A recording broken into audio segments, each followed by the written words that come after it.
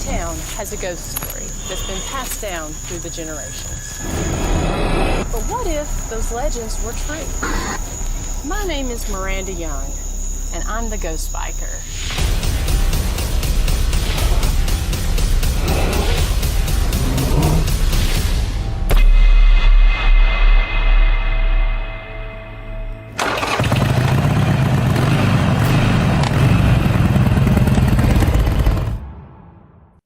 Hey, what is up, everyone? Welcome back to the Ghost Biker Garage. I am your host, the Ghost Biker, and you're spending the next hour with me and my special guest here in the almost empty garage. We're packing up, getting ready for a move to Northeast Tennessee.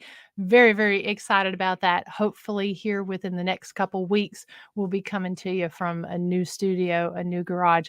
Just very, very excited about that. So thank you guys for, bearing with us through the move and through all of this. I know been kind of on and off of Facebook the last little bit because we've had a lot of different things going on. But here we are. I hope everyone had an amazing Valentine's Day. Mid-February here, trucking through, working on getting some different paracons and stuff booked, different speaking engagements, as well as getting into filming of season 6. Super, super excited about that and can't wait to be able to release more information about that. So hope you all are staying safe on this Thursday night. I know here in East Tennessee, it's a very stormy night along the southeast here. So I hope everyone stays safe and hopefully we'll be able to hold our power and stuff throughout the show. But I want to say hello to a few folks out there. Hello to my flock, Dina P, 12 Pearls, and everyone that's watching in there. If you have any questions tonight for my guest or myself, please be sure, if you don't mind, to put them in all caps, and we'll definitely pull your comments up there and get to your questions. Just a few things that are going on that I want to talk about briefly before we get to tonight's guest.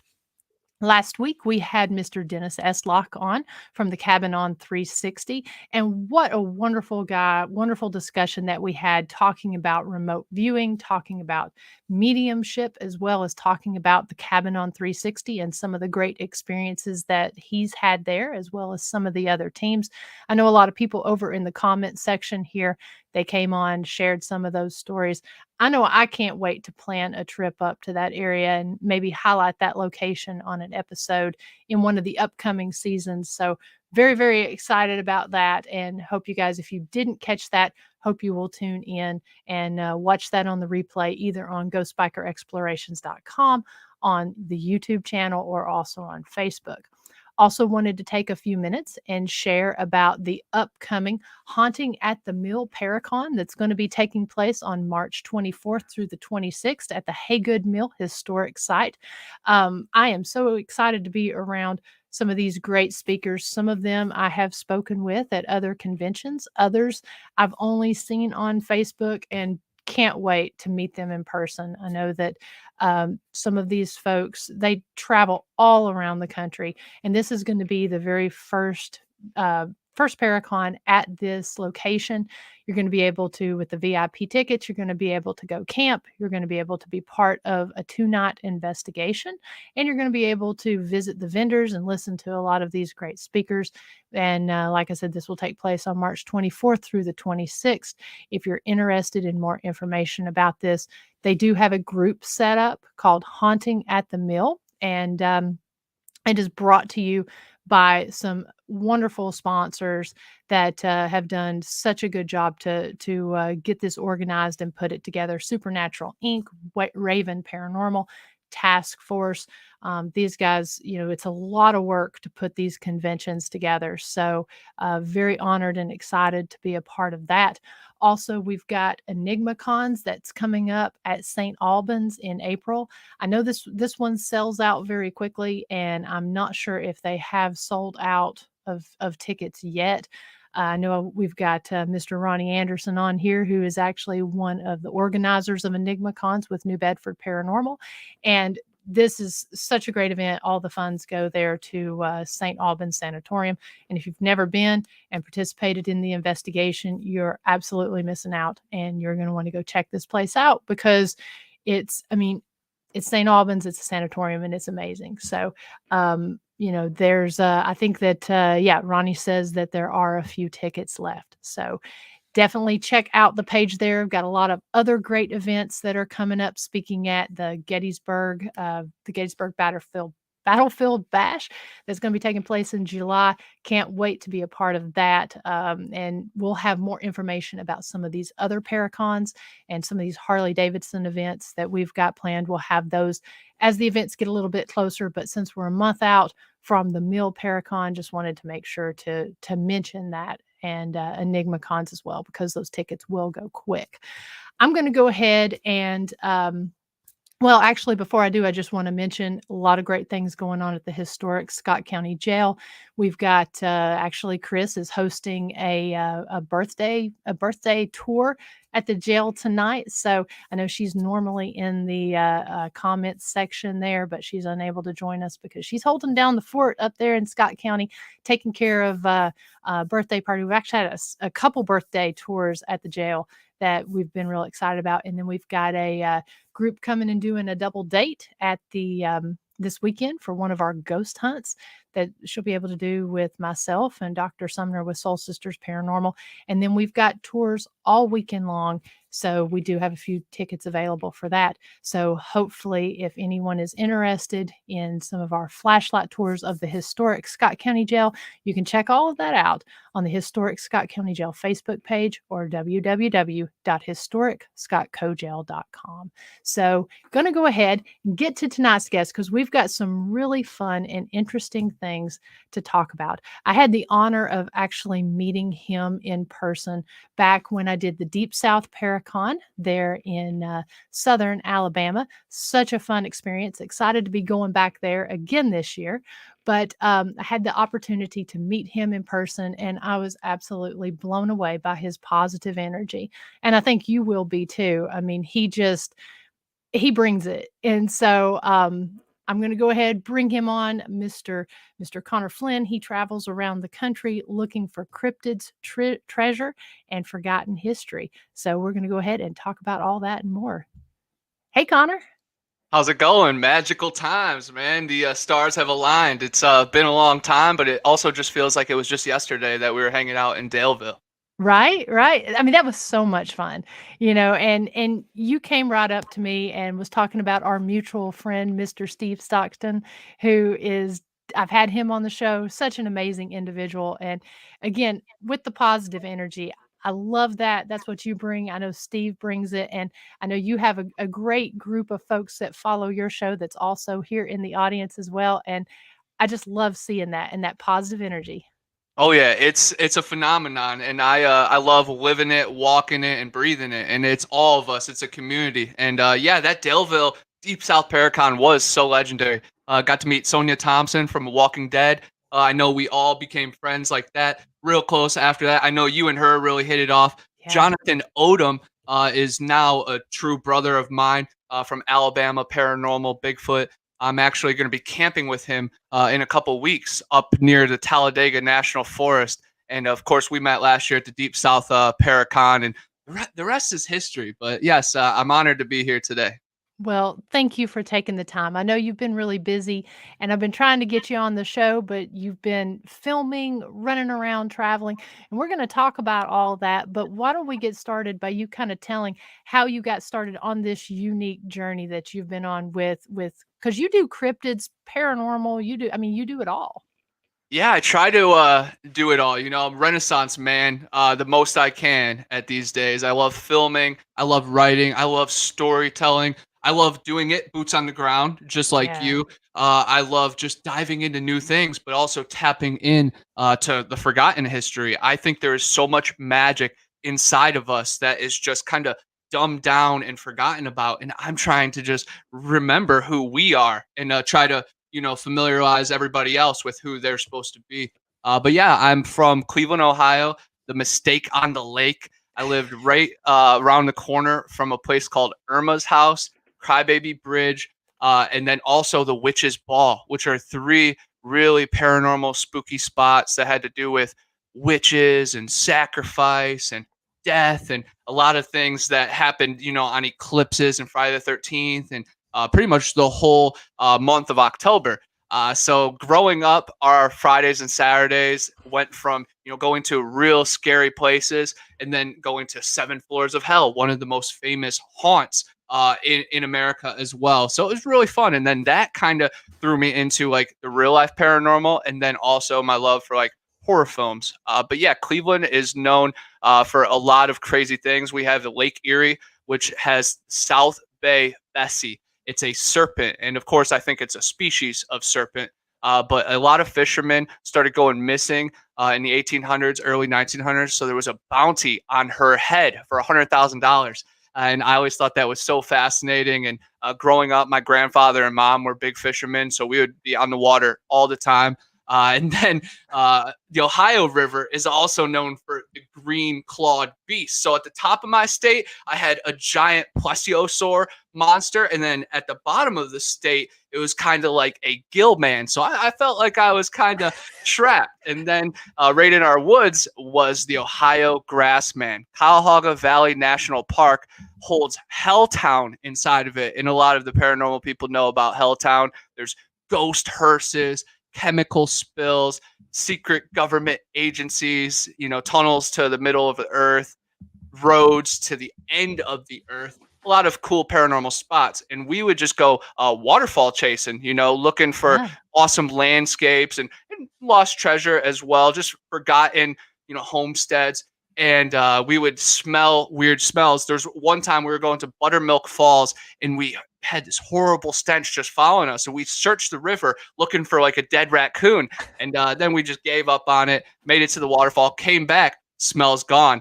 And we definitely think the Grassman was just like tracking us there. But there's a lot of other strange occurrences in my just home area. Right across the street was this patch of woods that was home to a witch's stone. And I never saw it, touched it, never saw it, anything. But I heard from another author who grew up on my corner that said that cursed the whole woods. And I actually saw a white creature cross the street with 2 steps and dart into the woods. It kind of looked like Gollum or a weird like elf monster, clear white skin, and you could kind of see its blue veins. It looked like it was really wet and emaciated for a really long time.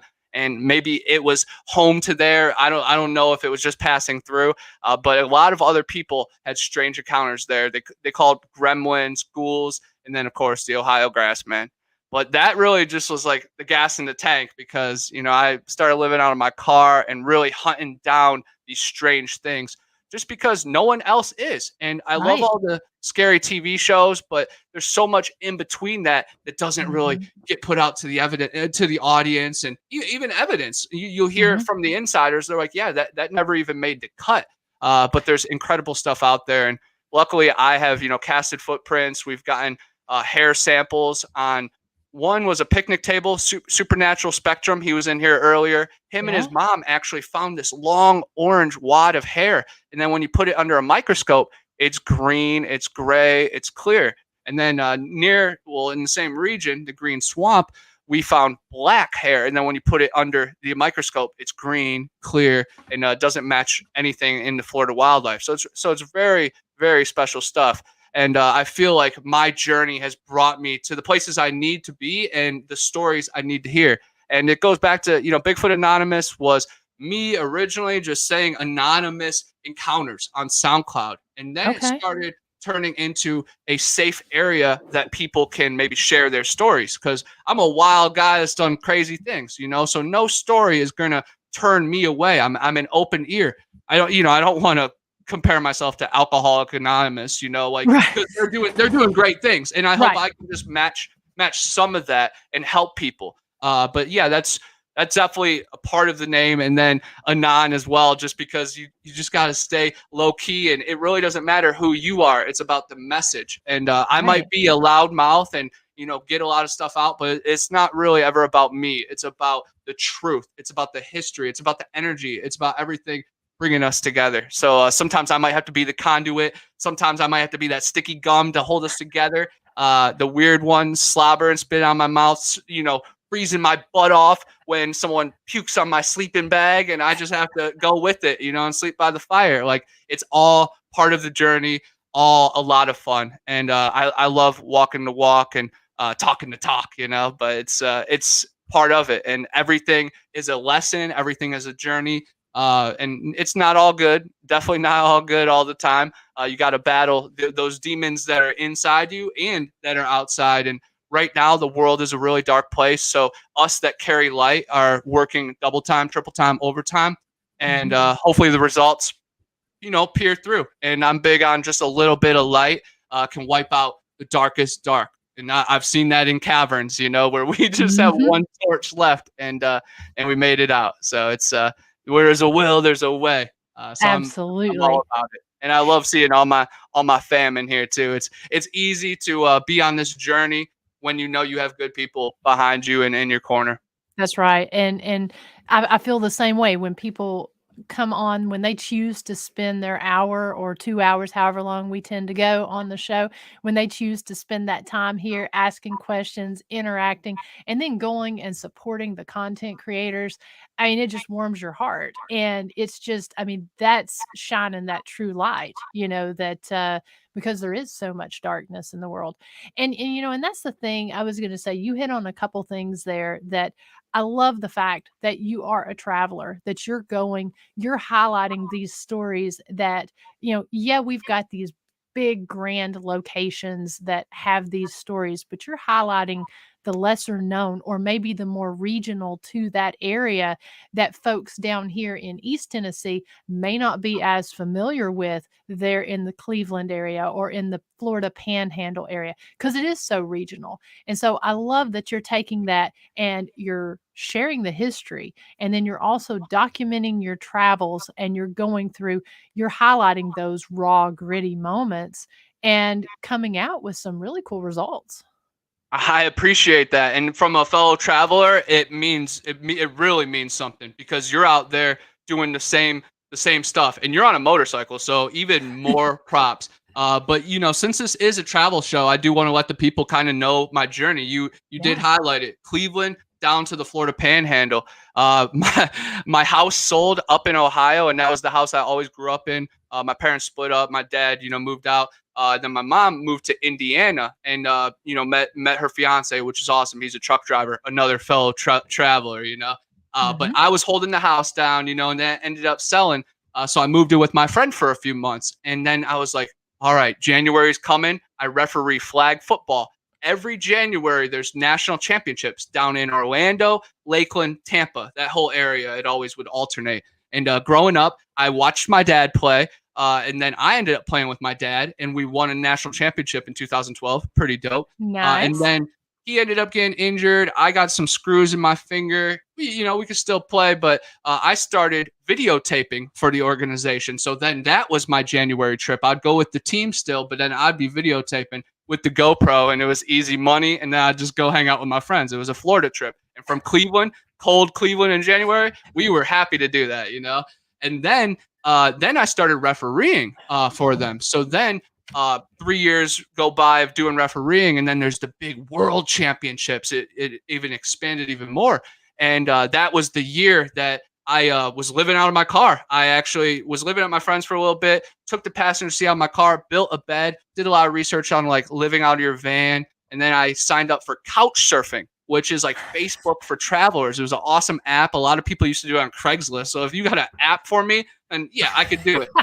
So I made a profile, and you say like why you want to travel, and I pretty much said I'm a referee, freelancing, umpiring wherever I can, and then right after the tournament, and of course all the referees like heard, oh, Connor's living out of his car, so they gave me like 25 referees gave me all their extra supplies from the weekend of refereeing. So I was good for about 2 months just living off my fellow zebras, and it was awesome. But the first people I stayed with, they looked like surfer dudes, and I was like, all right, we'd probably get baked and have fun. They end up being a writer to a musical, and they needed a stage manager. And they ended up hiring me on to be the stage manager, and then I joined the musical as an actor. So I just really needed a place to live, So I was like, yeah, I'm gonna sleep on the couch and just help out however I could. And I always had a dream of like working at the pub and living above the pub, Yeah. in London or something. But yeah, I lived with the band and worked with the band down here in Florida. And then we toured all around Florida, worked in Ybor a lot. And Ybor is known for a lot of historic stuff with like the cigar mafia, a lot of historic buildings. And then Lakeland has the Lakeland Theater that Elvis actually signed the wall, and there's tons of ghost stories. And then we had the Rocky Horror Picture Show. So that already has some strange vibes. So that whole week was definitely psychedelic and paranormal and definitely weird. And then during that, we downsized part of the punk band, and then we drove from Lakeland all the way to California for the summer. And I was just the backseat driver saying like, okay, we need to stop at the Grand Canyon. We need to stop where JFK got assassinated. Stop in New Orleans, you know, at the Queen of Voodoo, Marie Laveau. And Yes. then, of course, there's a really cool Dogman story that every time I go to New Orleans, I have to go to the port of New Orleans because there's a story that one werewolf, Dogman, lycanthrope, whatever you want to call it, French werewolf monster, it tore out of a storage container right at the port, and like multiple men witnessed it and shot at it as it went into the night. And a lot of people think that now it lives in the Honey Island swamp. And Chris Jericho, MK Davis, a lot of cool people have investigated in the Honey Island swamp, and I've went out there kayaking and got some really cool pictures. There was this weird carcass that was like 9 feet long. It looked like a bloated deer or gator or rougarou. And I don't know what it was, but it was very weird that none of the alligators, thousands of alligators in the water, didn't touch it. And there's actually a space testing area that borders that area. So maybe it was something with chemicals and weirdness, but got the picture. And we also got a tree peeker, this dark face with a big eyeball. I took like 200 pictures of the woods behind it, and then we just scatter and look with our magnifying glasses and zoom in.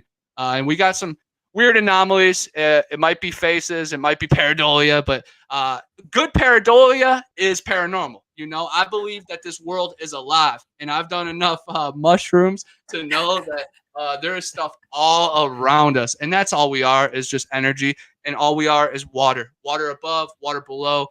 Feel it, you know, and sometimes we are just fluid and really one with it all. And I believe that, you know, we're all connected, and it all goes back to the square one. You know, energy is never created nor destroyed. It's always existed. So we are all kin. I think we are all the same, and it's all just different experiences. But that's why, you know, we just got to be kind to each other and, you know, be patient with one another. And in this paranormal world and things with this high stake conspiracies and hardcore encounters, it's a lot of pressure. So we do just need to be soft and warm with people, because, you know, it's treat others like how you want to be treated. This world is so cutthroat and knives to your backs to your ankles that it would be nice to have some support once in a while. So that's all I try to do, is be there for people, you know, out here. Absolutely. Well, we got a couple questions here. One, let me go back here. And forgive me because I'm going through and scrolling, but I saw a question on up here about the UFOs that have been shot down. Let me see if I can. Oh, there we go. Going to get stuck into it. What do you think is going on in America right now regarding the UFOs shoot down? Yeah, very interesting stuff. There's a lot going on in my head. You know, I think of Project Bluebeam, how they say there's going to be projections of a fake alien invasion, and that's all going to force us into a one religion life, and we need to resist that and fight back. It might be that. It also might be foreign invaders. It might be a cover up, and that's probably the best bet. Is it's all kind of a sham, because there's a lot of other stuff going on right now that America is, you know, letting us people down. So again, we have to be America. We are America. We can't look at the establishment and the news and the president. That's not America. We are America. Mhm. All the people you see every day, that is who we are. You know, we don't see any of those people on the news. It's all illusion, propaganda, and don't get lost in it. Absolutely. So just let it empower you. If it's aliens, if it's other countries, however it is, just don't get caught up in it, and just be positive, Absolutely. especially through all these times. Turn But that news off. I think it's very interesting, and, you know, finally us conspiracy people and alien nuts and cryptid hunters all the normies are finally looking to us. So, at the bare minimum, it's a little bit more attention to our community. And then when they see the attention, they can see that there's actually real people here, and there's not just nuts. There's real people that have families, that are educated, that have real encounters that have changed their life, and they deserve to be heard for sure. Absolutely. Sonia here says that she was reading your book, The Panhandle Pirates, and you mentioned the hog-nosed bear. It sounds a lot like a local legend in Northeast Georgia called the Wog. Would you consider researching or investigating it? Yes, that sounds awesome. The wog. I think I've had reports sent to me of people seeing the wog, but I honestly do not know much about it. But I am already close to South Georgia, so it's just a hop, skip, and a toss, and I'll be right there. But 100%. I will be in North Alabama in a couple weeks, so that same plateau of the old world. I'm sure the wog will just be in that whole region. But yes, I will definitely do some research tonight and then touch base with you, Sonia.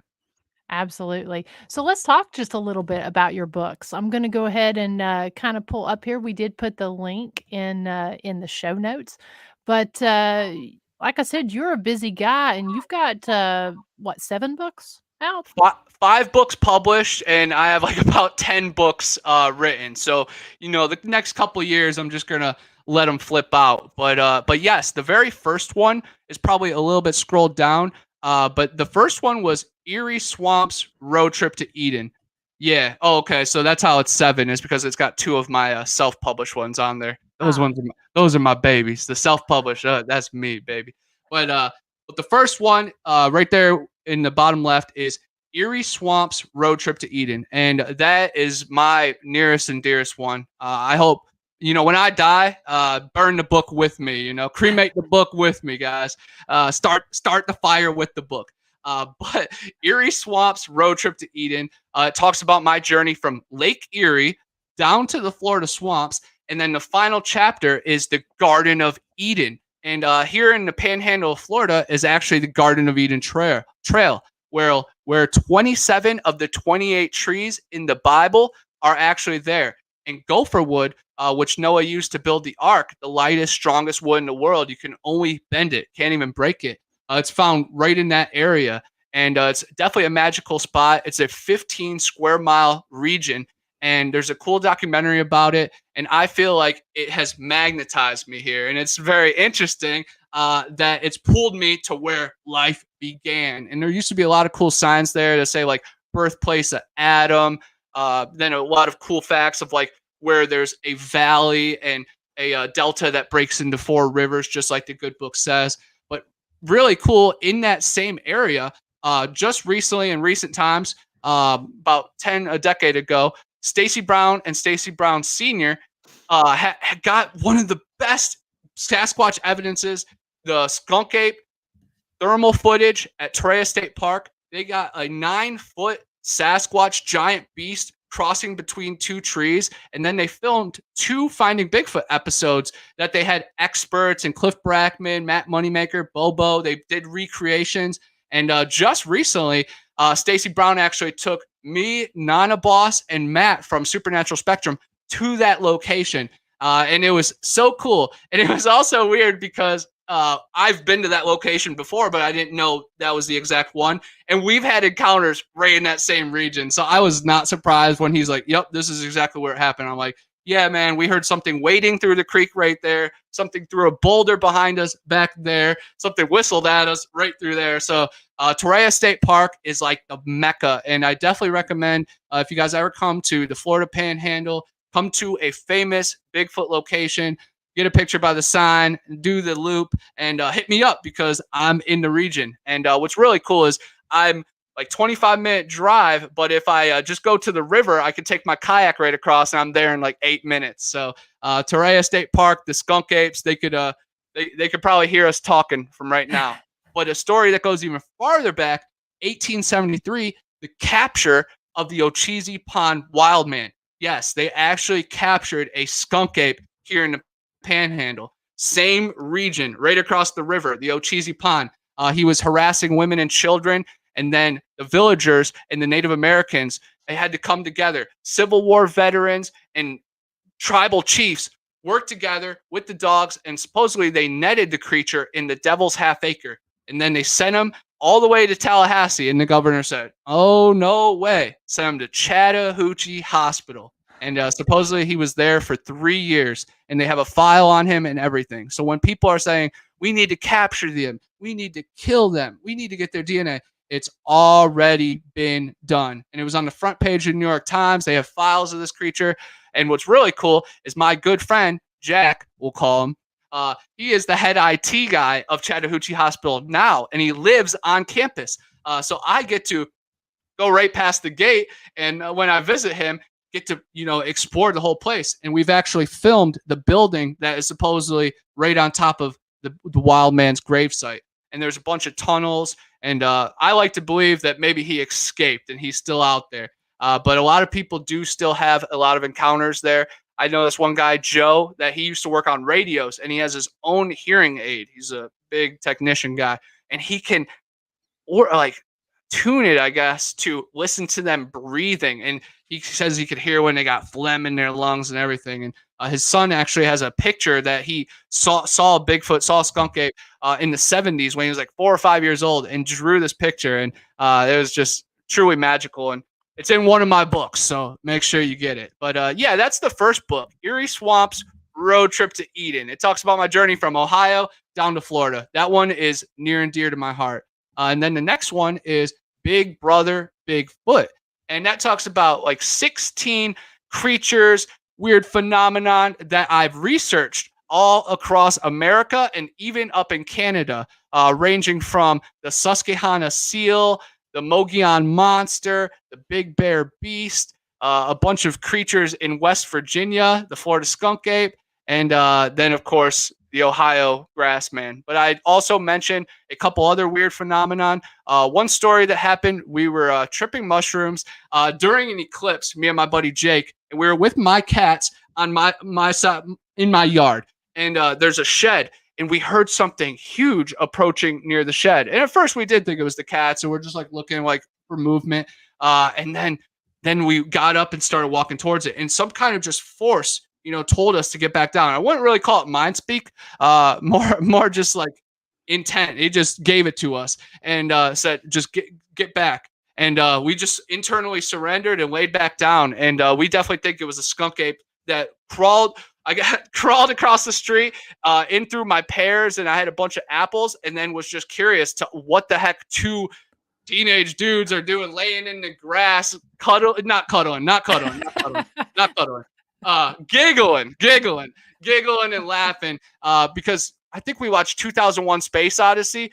So that's a movie to like really put your mind into like a real place. And then we were out there, and the sky was melting, the sky was falling, and I definitely think those creatures were just curious. And I'm big on just vibrations. And if you just clear your mind, and some people meditate, some people just set intentions days before they go out there. And I'm big on that. Like, your Sasquatch journey or your paranormal journey doesn't start when you get there. It's going on all times. That's why you just have to be that strong level of conduit, so you can even perceive the energy. And because paranormal, it works in glimpses. It's very, very subtle. And this world is really in your face, and we've gotten so used to things just appearing for us that I'm sure most of us encounter paranormal stuff daily and just brush it off, or don't even recognize it at all. And I'm big on just, we are all paranormal.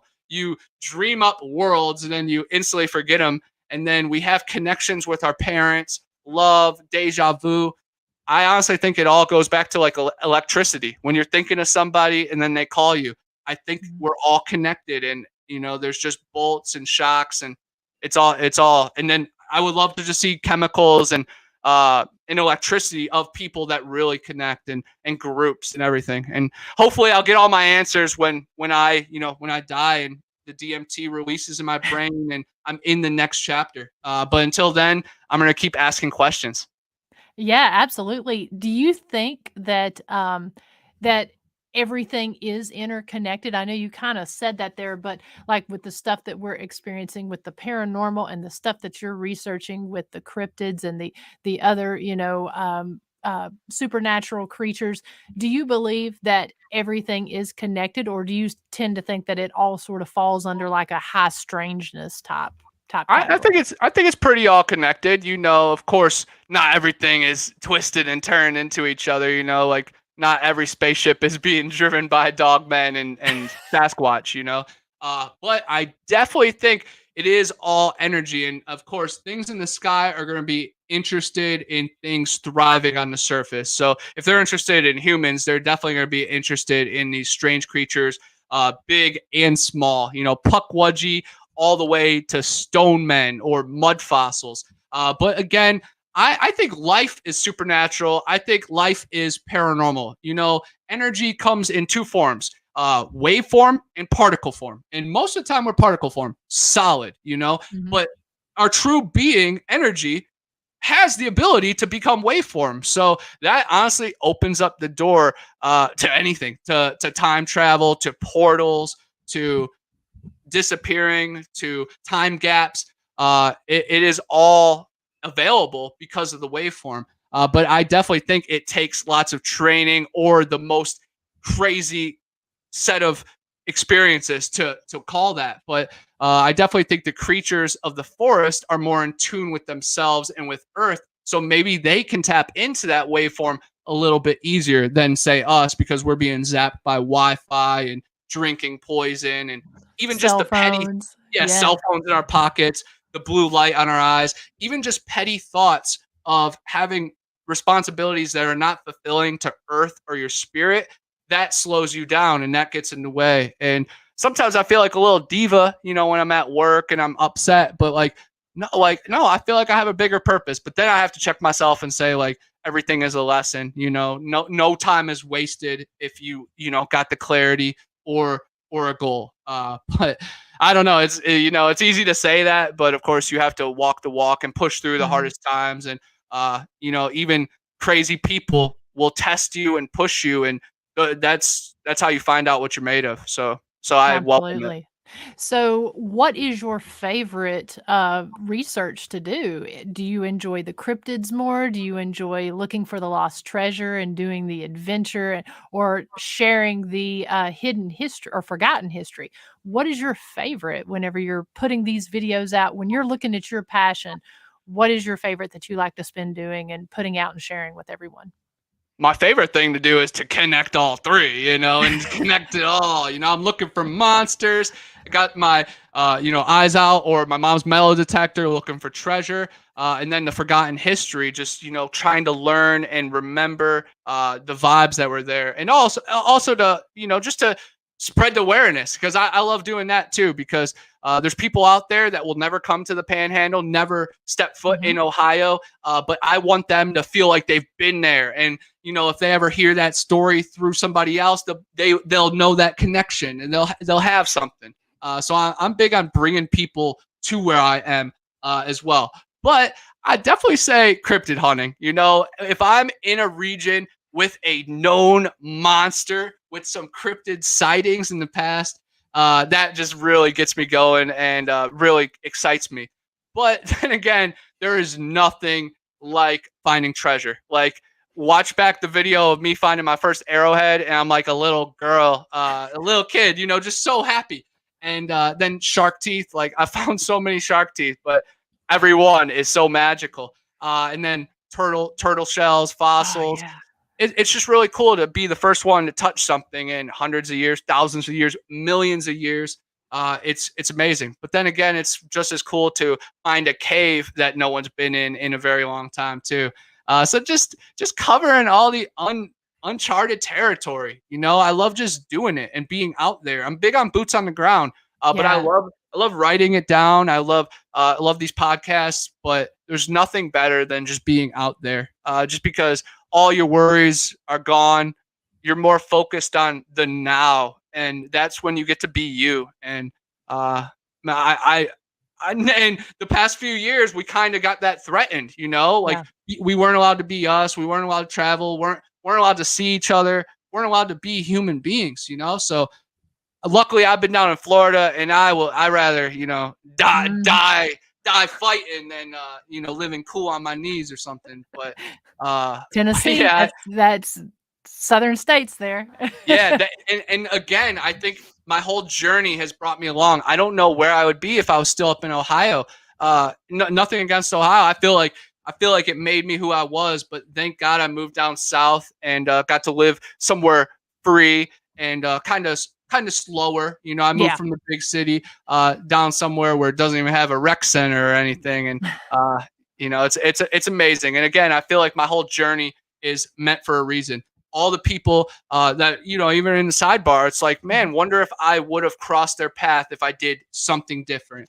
So sometimes you just gotta sit back and realize like you're exactly where you need to be. Find the synchronicity. It might be 1, 2, 3, 4 on the clock. It might just be two birds on the same stoop. Just find something to bring that totem. Just bring you back to now, and just remember who you are. And there's so many distractions and that evil propaganda that they try to get you lost in it. Just slow down. And I'm saying this for myself too, so I can like remember this, because all of us get caught up in it, and it's not worth it. They're not worth our peace, because we are everything. When you got that light, you can change someone's day, and that's powerful. We got to stop sleeping on our own power. We are so powerful, and if we realize like the power we hold, I feel like we'd take a better approach to the day. You can make someone's life, you can change someone's day, you can be that change in the day. I don't know, it all sounds the same, but you guys get the message. Absolutely.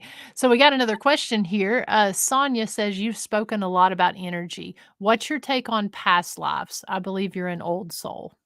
Yeah, I definitely think it's so weird with me, because I believe energy.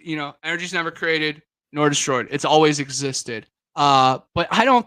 Me personally, I don't think we come back as like different people. I think we are us, and that just as energy forms. So I think we always were. So yeah, we are all old souls. But I guess I just let loose with it. I know that's not really a good answer for No, past no, lives and stuff, but yeah, I'm big it's on your just belief. energy's never created nor destroyed. We've always existed. You were always you. I was always me, and it might come in different forms. We might be a flower, a bird, a raindrop, a puddle, a bug.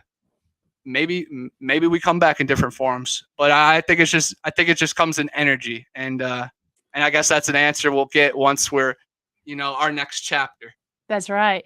So let's talk a little bit more about this hidden treasure. Before we came on to the show, you actually showed me a couple really cool pieces that you've got there, and it kind of transitions us into the conversation about some of the things you've experienced while you were getting these treasures. So if you wouldn't mind showing us some of your castings and stuff that you've got there and sharing some of the stories behind it, we'd love to hear it. Yes, definitely, definitely. One really cool cast I did was in a cave, and it's a really narrow footprint, and it was going up a bank. So you get the toes right there, and then you get them clawing up, going up, and it's a really narrow foot. And after seeing Shane Carpenter and Into the 400, I honestly believe it's very similar to their young child and young female. So either we have a young female Sasquatch skunk ape near the Mariana Caves, or I'm also open to the possibility it could have been a homeless railroader that may have known of the cave, maybe just went for a dip of swimming. But we have the video where we discovered it. Only one footprint in the whole cave. So I'm not sure if it was like leaping or crawling from the top of the rocks. That's even scarier, honestly. But yes, it was just one footprint. And I found it with my buddy Jack while we were scouting for the movie The Void Cat. And then the very next day, I was like, all right, I need to cast this because it's well defined. And I went with Chris Hurley, the walking legend. He's actually in the chat right now. I went with him, and it was really cool because while we were driving down the dirt road, we actually saw this giant eastern diamondback rattlesnake, and it was like 4 to 6 feet long.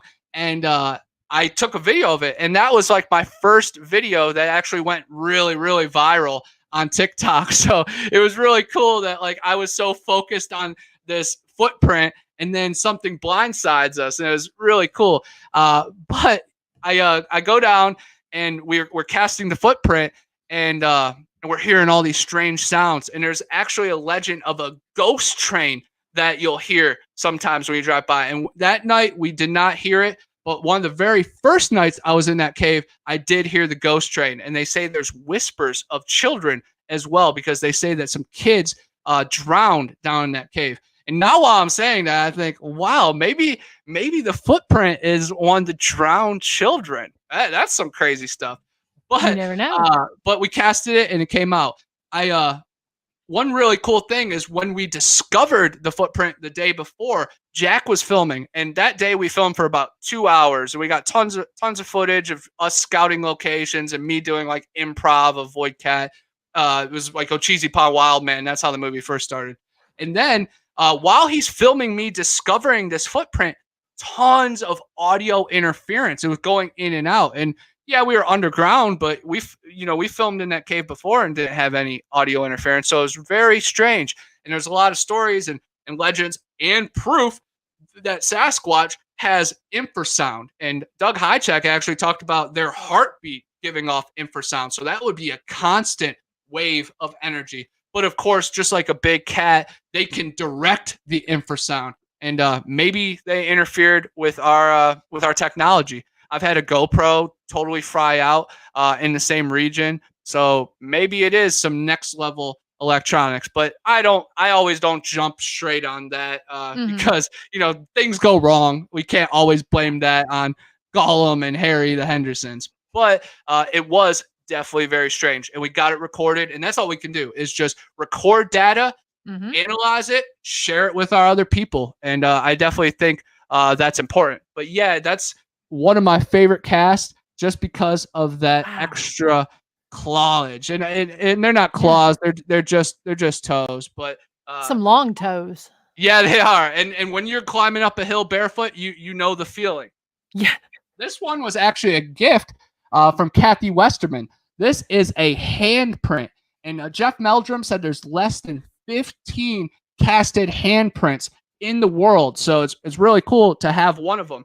And this one is actually on display at Cliff Brackman's Oregon Museum as well. But this was casted in Ocala at her location called Bigfoot World. And she has a really cool divine connection with these creatures. And she actually has a really famous skunk ape photo that's like copyrighted and everything. It's really cool. She's got it on shirts, and I love it. But she took me to that location, and we did a recreation of her Bigfoot picture. And clearly the creature is bigger than me, and I'm 6 foot tall with a big head. So yeah, it's bigger than me. And then she also took me to the location that she casted that handprint, and it was digging at the base of one of these trees. And of course, we saw some other weird footprints and possible handprints, got some strange sounds. And that video did really well on my YouTube. And that one is Ocala or Bigfoot World.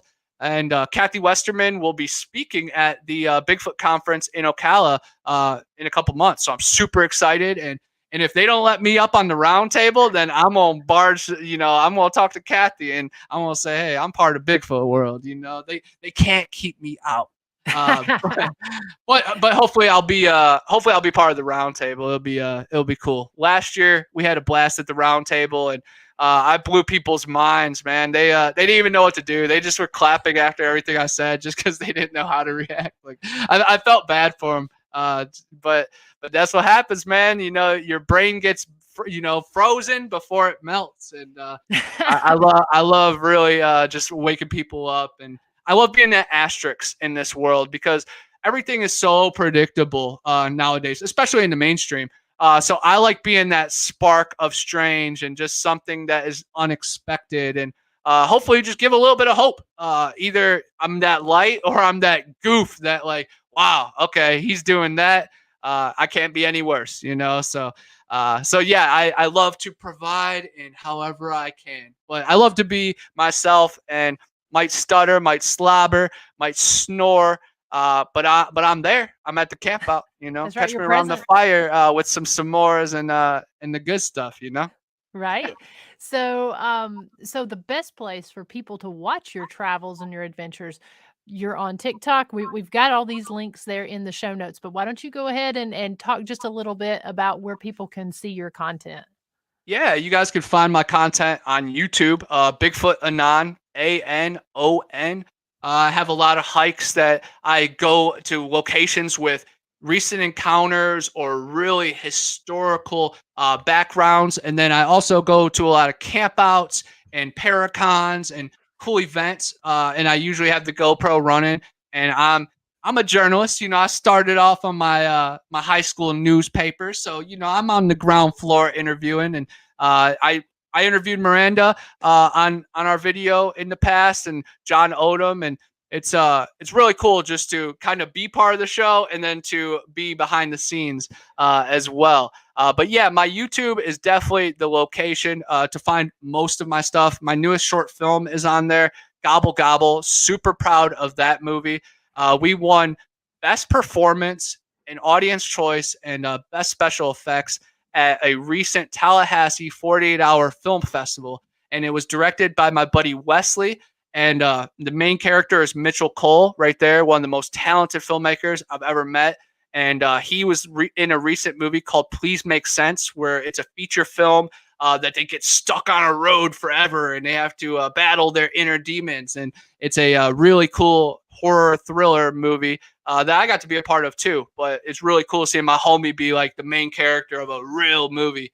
And it's just really cool living my dream. Like, honestly, I'm a kid from Ohio that liked Bigfoot, that wanted to make scary movies. And look what I'm doing. I'm in Florida looking for the skunk ape and making scary movies with my friends and talking about it. So it's so cool. And he's wearing my baseball jersey from Pee Wee Baseball, Flynn, number 99. Anybody that is a baseball fan, it's really cool. We have 99. That's a Wild Thing from Major League. That's a shout out. We also have a Eastbound and Down reference in there, and then a real life turkey. We had a real life turkey in there that was giant, and his name is Bourbon. Rest in peace, Bourbon. Sadly, there was a cold front, a cold wave that was here in Florida, and he recently passed away, but he will live forever through this film. And I'm super proud of this movie. Anything that is psychological or trippy or psychedelic, I can get behind. And that's right here. That's my door, man. And that's a dream come true too. Like, a lot of my videos, I go to like, oh, where Jeepers Creepers was filmed, where the Truman Show was filmed, where Edward Scissorhands filmed. Well, I get to fall asleep where one of my favorite movies was filmed. I get to make hot cocoa in the famous machine that's in the movie. But yeah, it's really fun getting to live my dreams. And this movie did very well at the festival. And actually, we had a screening yesterday at a movie theater, and it got a round of applause. The people laughed at the part where I meet my fate. And it was a really cool experience, and it's awesome to get to see people, watch your art. And yeah, there's me. I play a TikTok influencer on there, and I finally get sponsored, guys. Yes, thank you. and, then this is me with my best friend, Bourbon the turkey. And yeah, a quick synopsis of this, real quick, is the main character, Brad, is a failing baseball player that his agent gives him a call and says he's not going to the pros just yet. So he's down on his luck, got no money, and his dad needs turkey for Thanksgiving. And then there's this scary dream sequence that we're super proud of. We did a lot of cool camera tricks. People thought we did computer graphics and editing, and we're like, nope, we all did that in Connor's bedroom. We put a couple posters sideways and taped a lamp and did some Inception crap. We were walking on the roof and stuff. It was really cool. But yeah, my channel is definitely a mixture of my paranormal hiking, my storytelling, and now my horror films. But you can also see what I'm doing over on TikTok, where I gather and collect a lot of Bigfoot evidence and I share it. And I would say that I probably have one of the biggest digital databases of Sasquatch evidence in the world, because I have a cool little community of people that send me their own videos, and then I'm all over all the Facebook groups, the Reddit posts, and the historical stuff. I've been looking up Bigfoot pictures and videos since I was in grade school. We'd get on the the computer in class, and that would be the first thing we'd look up. The Lake Erie monster and the Bigfoot. And Lake Erie monster, there was always some fake news article about how it sunk a whole ship, and it was always just fun to talk about. But I'm just living like how I always been. But yeah, definitely check me out on TikTok. I have 100,000 followers on there strong. So that is quite the army. And so anybody that wants to bully Bigfoot or, put down paranormal, nope, we're thriving, we're surviving, and we're expanding because you can't cover it up anymore. There is so much phenomenon, and people are going through so much, and now we have platforms to share it. Just within a second, you can get in touch with somebody that maybe knows something. When back in the day, you just had to tell your family members and hope they kept the details, pretty sturdy, so you look good in the end. But man, I'm all about just uncovering those forgotten truths, deep in those West Virginia hollers and down in the Cincinnati tunnels, in the subway. It's all needs to be explored, all needs to be talked about. And honestly, I love just hearing crazy stories and finding, weird spots. So what I wanted to do with my work is just add to that database. Mm-hmm. So if there's anybody out there like me that oh, I'm traveling to Panama City, I want to know 5 haunted spots. Boom. Check out my work. You'll have 5 spots to go to, and, same with you in Tennessee. When I travel up there, just go on your channel, just read a Steve Stockton book. So it's really cool to have, amigos that are, sharing basically the same information, just in different ways. And that's what's important, is getting it out there. And again, all the normies will wake up. It's cool, all of us, but we're all on the know. But once the normies, once the people watching the news get that one little broadcast, oh, there was a Chinese balloon. No, it was a UFO. No, it was a flaming chariot. They talked about this in the Bible. However you guys want to take it, it's awesome. It might be a projection. It's all a projection, And once you look at the soccer stadiums and stuff, and you start seeing those giant lions and Baltimore Ravens flying, it is crazy what they could put out there. So guys, just hold on to you and your spirit and your loved ones, because things are about to get crazy. Absolutely. So have you ever found that, and that kind of draws me into my next question, because I've actually had this happen and talked to other people that this has happened to. Have you ever had any of your topics that you're discussing cause you to trying to think of the right way to ask it. Like if you're doing a live stream or something and you're talking about a specific topic, whether it be a cryptid, missing in the national parks, or paranormal, UFOs, is there a specific topic that will cause you to sometimes have technical difficulties or not be able to get that message out? There's 2 topics that I've had if I have people on the show talking about it. If we're talking about UFOs and if we're talking about missing 411 type stuff, I will lose signal. I will get shut down. And it's all weird, bizarre stuff, but things will happen to where I'm not able to do the show. And I wondered, since you cover such a wide array of topics, if you've ever had that issue. Technical problems, not as much. But honestly, when I'm in the field, looking for missing people, or retracing the steps of long lost people, when I'm trying to talk to witnesses, it does seem a little fishy. People don't want to talk about it. When I was at Vortex Springs, Ben McDaniel is one of the most strangest, mysterious missing person cases there, and I was trying to talk to a bunch of divers, and they were kind of giving me the runaround, which halfway I somewhat understand, because they're diving, and every dive is high pressure, literally. And it's life or death. So they don't want to jinx themselves or talk about anything like that. But there was a lot of inside stuff that maybe the owner of that location put a hit out. So literally I was thinking, I'm like, I might be talking to the person that might be responsible for this. So that was always interesting.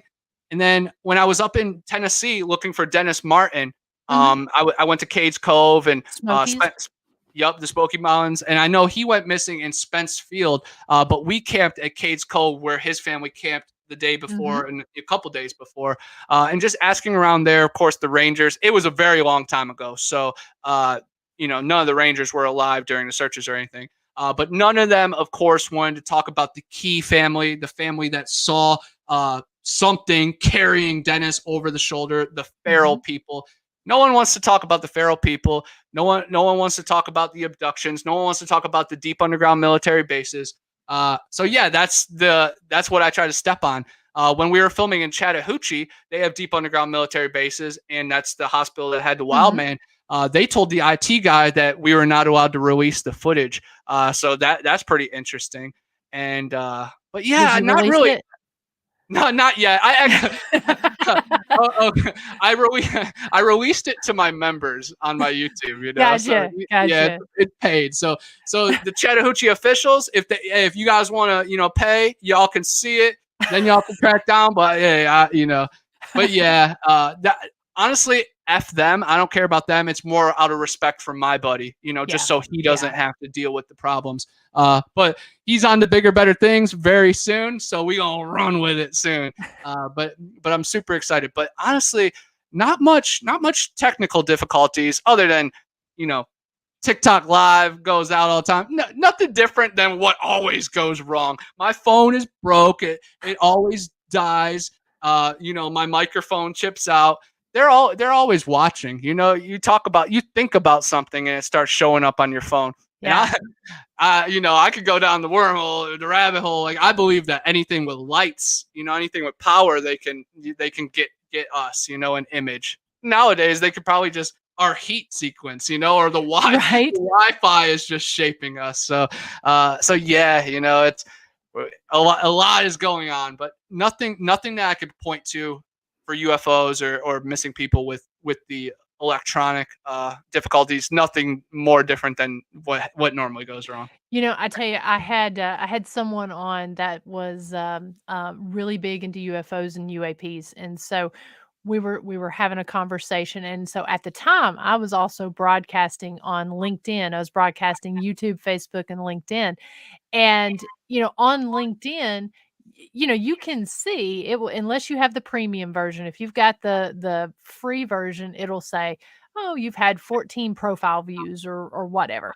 And so people can view in private. People can also view and let you know that they've looked at your page. And I had an official guy who was he was in out of Washington. He was with the military, and he was part of the I forget what the actual group was, but it was like a presidential. It had something to do with the Air Force and national security. Had looked at my profile on LinkedIn, and I was like, right after that post, and so I thought, "Okay, you wanna let me know that I know." You know? Yeah. And so it was kinda one of those things where it was sort of interesting. Obviously, my guest was on and was doing all the talking, but just little things like that I've had, and for some weird reason with the missing stuff, there have been times, and thankfully, nothing has, knock on wood, gone down now, but the broadcast will go down, or something will happen where the person is unable to come on the show after I promote it. So I'm careful how when I do my promotions of the information that I put out. Yeah, smart thinking. Because yeah, you never do know who's listening, but that is interesting. And I didn't even know you could broadcast on LinkedIn. I got like 12,000 Yeah, connections on LinkedIn. I need to get on that. That's an you untapped do. market, and those are all like professional people. That's So I would that's why I love to did it. just mess with them and be like, "Yeah, Bigfoot, come watch my scary movies." And I have posted my links on my profile before, but yeah, that's funny. But yeah, you never know who's watching. 1,000,000%.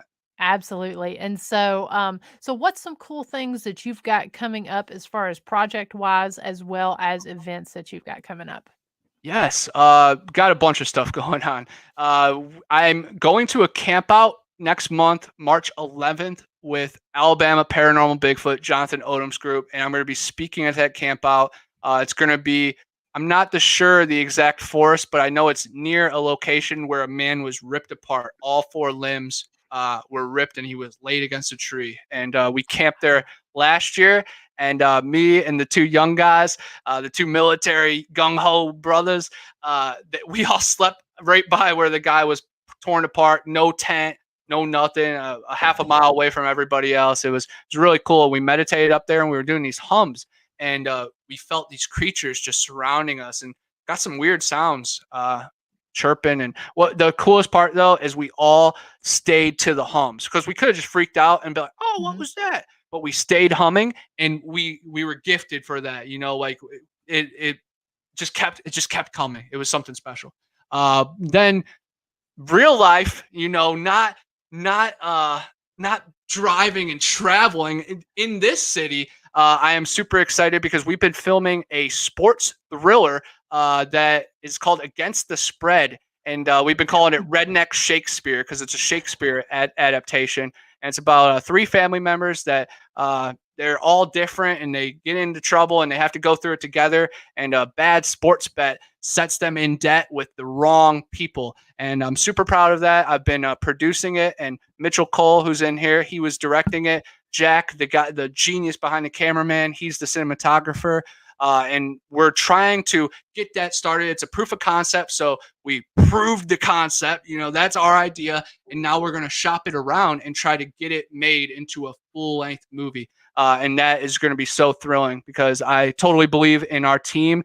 And it's just the best of both worlds for me because I love the scary stuff and then I love the gritty crime thrillers. So just thrown right in the middle of it. But also right now, we're working on a couple other things. I just finished a movie called Werner Herzog Saves Taxi Driver, which is a mobster movie, and it has filmmakers in it. And I play a pimp, and I get shot in my chest and die.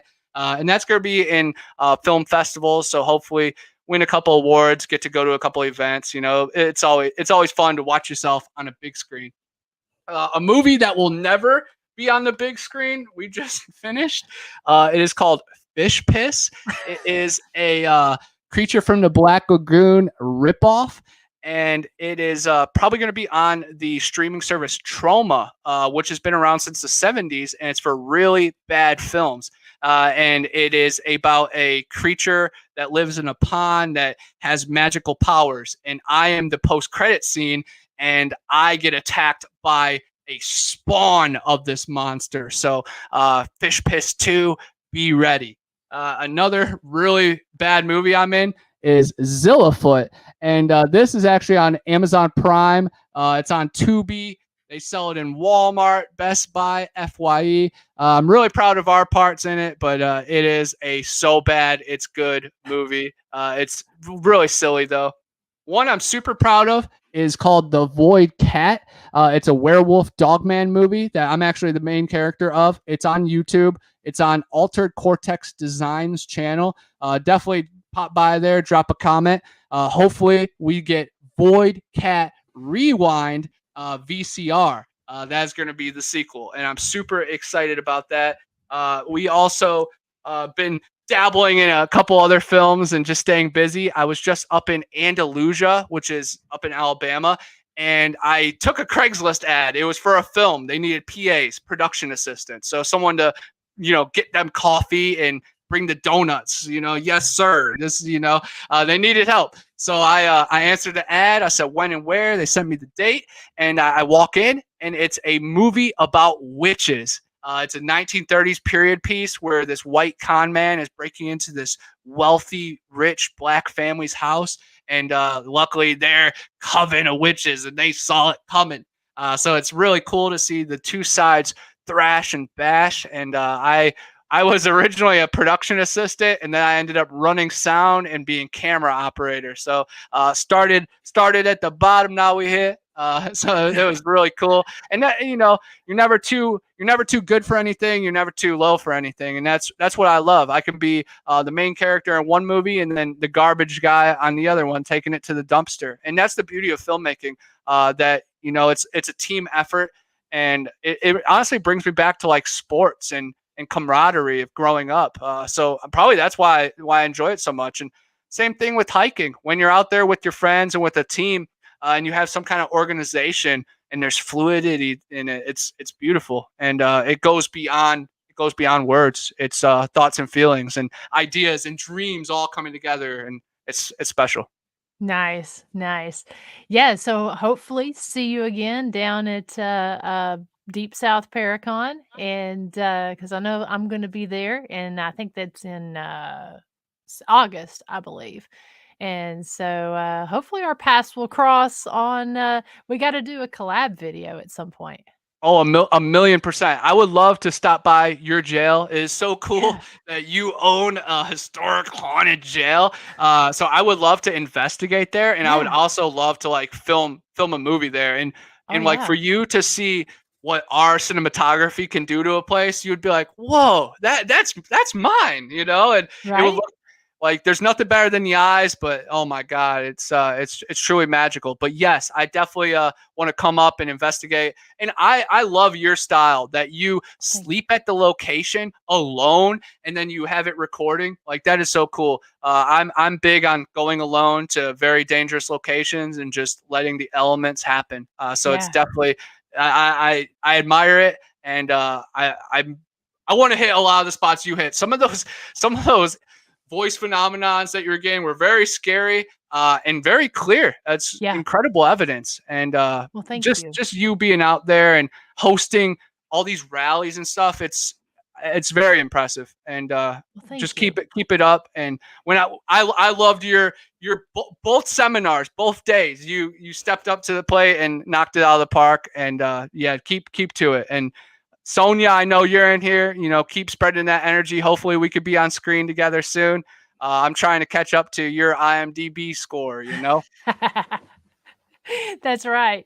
No, I appreciate your kind words, Connor. And I mean, you were working it there at that event, going through, keeping the energy up and sharing. I know you've got a video out from that where you put out some of the people's presentations and then just the day to day time there at the Paracon. So keeping that energy flowing, I love it. And I gotta say, from the videos that I watched on there, the cinematography on the movies that you guys put together, it's very nicely filmed and very nicely edited. thank you.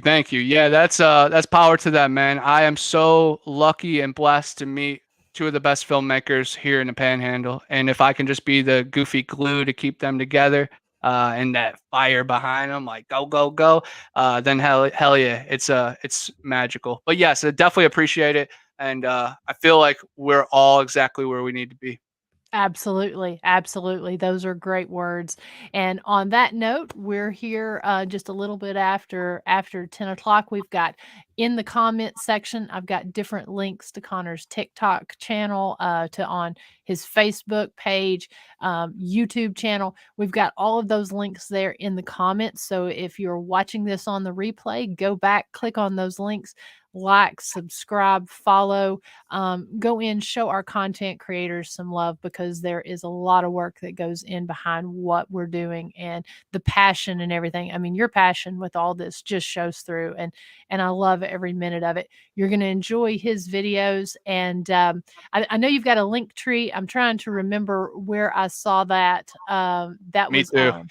I can't remember if I Yeah, saw that on your Facebook page or Bigfoot Anon. Just Google it. You know, Connor Flynn.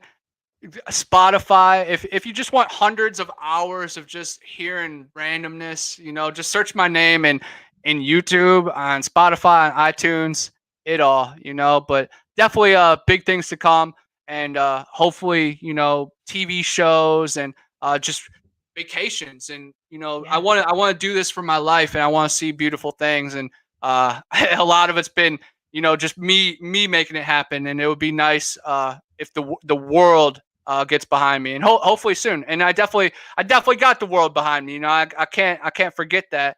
But I definitely know that Pompeii is coming soon. You know, it's all shaking up, and I'm working towards it. So hopefully hopefully it all pays off one day. Yeah, and check out his Amazon page that's got his books because I know I want to get a couple of those and check out. I've heard from Sonia, the one that she has. She was talking about how good it is, and so yeah, definitely check out his books. Support our content creators, and thank you all so much over in the comment sections for being so supportive of everything we do, coming on here, saying your kind words, asking questions, and just spending your time with us. It's just it's just an awesome feeling. And so we definitely appreciate that. And if you're looking for more content, more stuff, check out Connor's stuff. Go check out my YouTube channel here as well, where you can watch the past 5 seasons of Ghost Biker Explorations, as well as past episodes. Definitely go check that out. And next week, we will be back at the same time, 9 p.m. Eastern Time, here in the Ghost Biker Garage. And we will have Miss Pat O'Keefe and the Sisterhood. And the Connor sisters, we're going to be honored to be visited. Hopefully it'll all work out and all 3 will be able to join us. And so we're going to be talking about their new book, talking about their show, talking about all the cool things that the Connor sisters and Miss O'Keefe have going on. I know they're actually going to be at Enigma Cons here in April. And if you've not heard those ladies speak, if you've not been around those ladies, there is just an energy about them that I truly can't explain. I mean, you want to talk about being in touch and in tune. These ladies, it's something really quite hard to explain. So we're excited to definitely have them on. You're going to want to tune in 9 p.m. Eastern next week. And so until then, again, we'll be making some different announcements of events and different things coming up throughout the week. Hopefully I can continue to get packed up and get out of here and get moved on into my new location. But until then, I hope everyone stays safe in these storms, continues to enjoy the rest of the week, and we will see you all then. Thank you so much. Peace, y'all.